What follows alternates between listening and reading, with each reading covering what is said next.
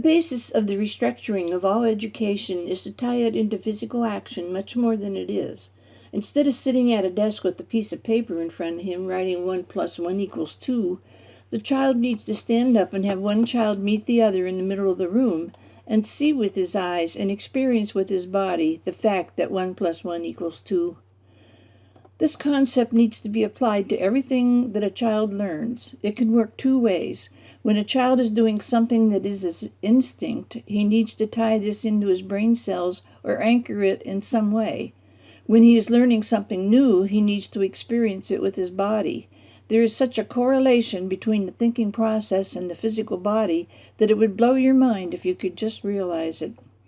Let me continue my attempt to lay the basis of understanding for you.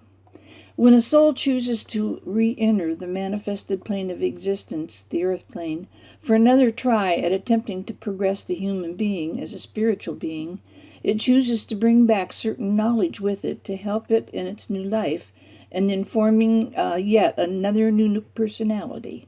It also brings back certain lessons it needs to learn, attitudes it needs to erase in order to make any progress. If the connection to your inner being is never made, then you never have an opportunity to take advantage of all your soul worked so hard to learn in its other lives. All the progress made by your soul is wasted as far as helping in this present life. It is like starting each life with a clean slate. It would be as though each year when a child enters school, his memory bank is wiped clean of all he learned the previous year, and he is practically starting over again each new term of school. No wonder humanity's progress has not kept pace with other events in the universe.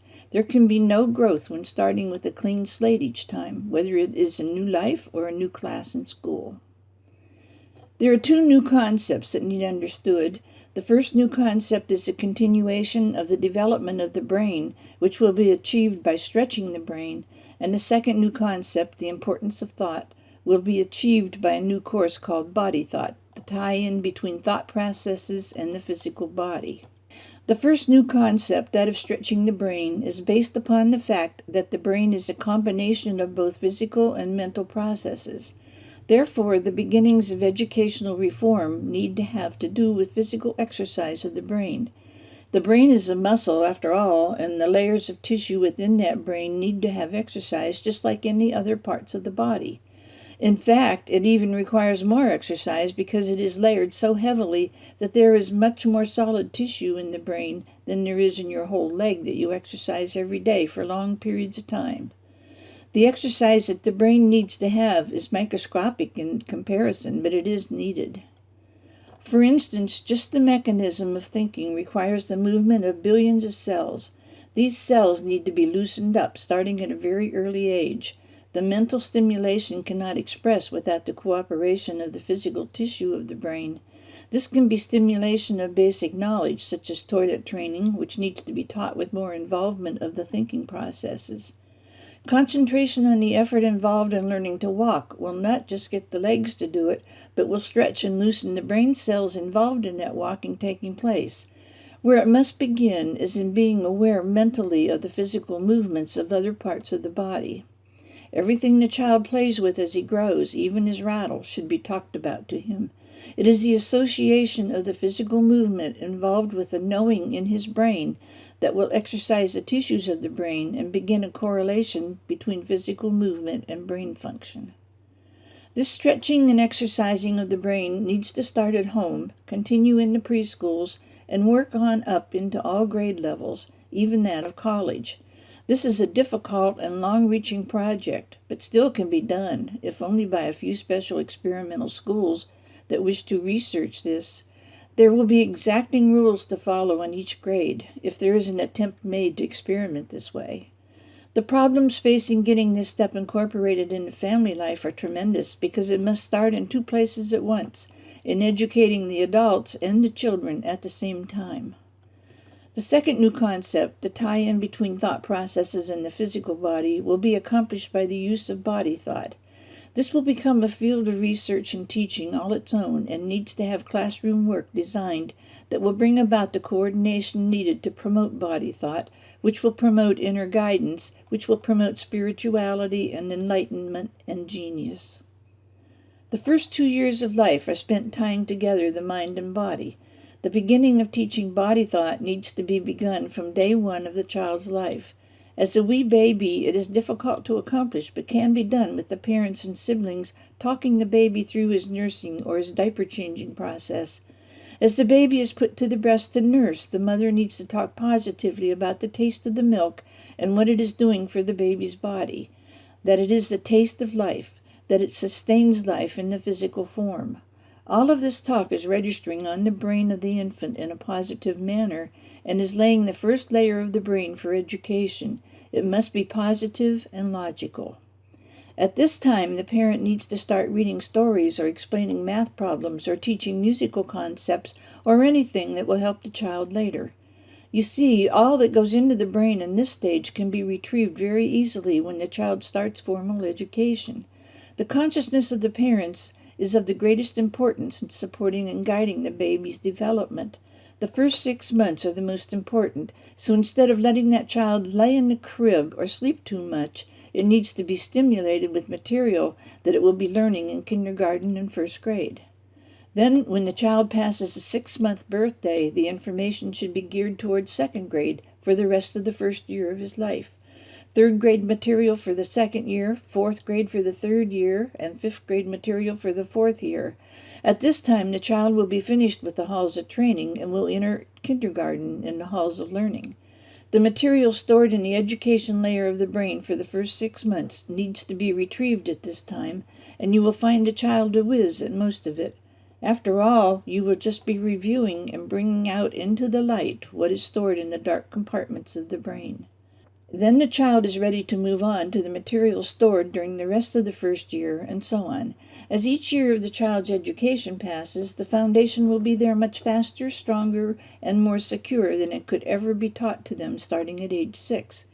This is why, in the future, children will be ready for trigonometry in the fourth grade. They will enter school much more advanced than those now. This will take much experimentation and several years to prove that all this will work. The halls of training are for birth through pre-K with a focus on the physical body accomplished by the new concept of body thought. These new schools will be based on the 7 virtues, which are truth, kindness, love, freedom, compassion, diplomacy, and impersonality. The teachers in these schools must be well versed in these 7 virtues. The soul must apply the 7 virtues to its own personality in order for the personality to be able to live the 7 virtues. It's like the soul has to interpret the 7 virtues for the personality, as if they were in a foreign language, so to speak. They must be taught from birth on, as a foreign language should be, to be synthesized by the personality and used with ease. They must become second nature to the personality. The only way to accomplish this is starting with the babe. The first stage it should develop, hopefully as a young child, approximately 2 years old, is that of having a conscience. Until this conscience is developed to the point of not only knowing right from wrong, but also to the point of involving the emotions, there cannot be any further growth of the soul. The time when the first temper tantrums start, approximately age 2, is the actual beginning of the emotional body. Up until this time, it cannot be accessed. Most temper tantrums are the result of fear on the child's part, due to strong emotions overtaking his mind and his not understanding them and therefore not knowing how to deal with them. One of the first strong emotions to show up is jealousy, perhaps over a newborn sibling, or a new stepfather or stepmother, or perhaps even a pet. Regardless, jealousy is usually the first sign of the emotional body. Even animals can display jealousy. It is part of the animal-based brain that is growing and expanding at this time. In the halls of training, they will have games that will employ the teaching of right attitudes by using comparisons to familiar things. They learn to dance and are introduced by very special games to new foods, always in an atmosphere of soft music and corresponding soft colors. There is very little crying or frustration.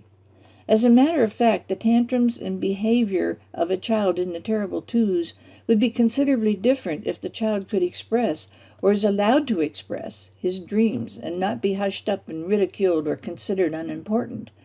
Everything a child feels at this point should be allowed expression and given consideration as important aspects of what is going to make up his personality and what his life pursuit is going to be about.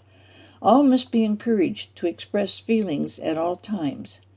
The use of the creative channel is the ultimate goal of all schooling. The most successful way of opening this creative channel in everyone will be by actual hands-on creative expression every day of their life, beginning at the youngest age possible.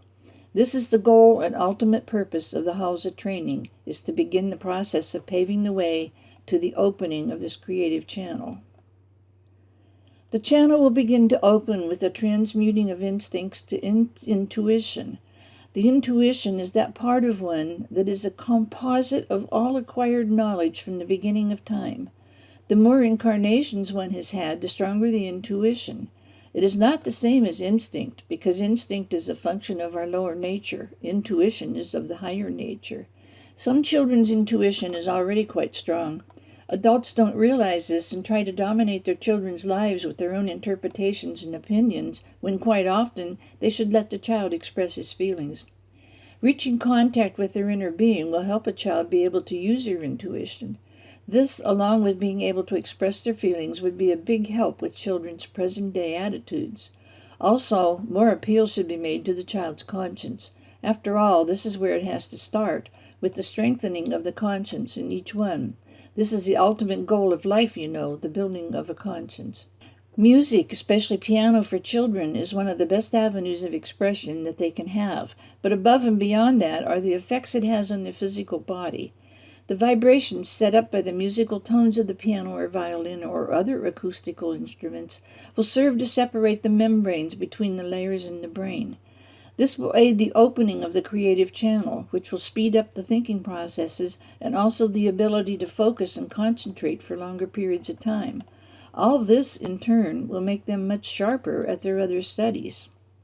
There are so many scientific benefits that are going on in the body, all stemming from the practice of music, that it would take a master technician to keep up with everything that was going on in all parts of the body while this daily practice takes place. The eye-hand-brain coordination that is achieved can be achieved in no other way.